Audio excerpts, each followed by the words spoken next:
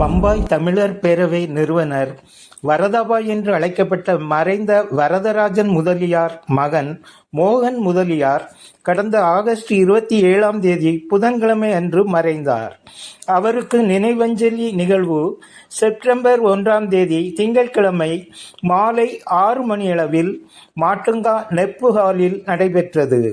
இந்நிகழ்வில் சயான் கோலிவாடா சட்டமன்ற உறுப்பினர் கேப்டன் ஆர் தமிழ்ச்செல்வன், முன்னாள் மாநகராட்சி எதிர்க்கட்சி தலைவர் ரவிராஜா, உபேந்திர ஜோஷி, கணேஷ் பிலிம்ஸ் நம்பி யாதவ், கோபாலகிருஷ்ணன், மிலிந்த் யாவட்கர், இளமொரியா அறக்கட்டளை நிறுவனர் சு. குமணராசன், மும்பை திமுக பொறுப்பாளர் ம. சேசுராஜ், அன்பழகன் பொற்கோ, இரா மதியழகன், திராவிடர் கழக தலைவர் பே. கணேசன், பகுத்தறிவாளர் கழக அமைப்பாளர் அ. ரவிச்சந்திரன், மனித நேயம் அமைப்பின் சங்கர் திராவிட், முலுண்ட் பாலசுப்ரமணியன், திமுக பேச்சாளர் முகமது அலி ஜின்னா, அதிமுக மகாராஷ்டிர மாநில துணை செயலாளர் கே. வி. பழனிவேல், நடேசன், பாஜக பிரமுகர்கள் பழனி, சி. வி. நடேசன் உள்ளிட்ட ஏராளமானோர் நினைவுரை நிகழ்த்தினர்.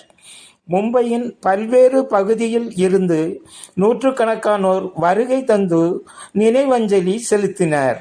மறைந்த மோகனின் மனைவி ஷியாம்லா மோகன் மற்றும் அவரது மகள்கள் பிரியா ராஜ்குமார், காயத்ரி கிரிஜா, நிசாந்தி முதலியார், தம்பி மூர்த்தி முதலியார் மற்றும் அவர்களது குடும்பத்தைச் சேர்ந்த அனைவரும் நினைவேந்தல் கூட்டத்தில் கலந்து கொண்டு ஆறுதல் தெரிவித்த அனைவருக்கும் நன்றி தெரிவித்தனர்.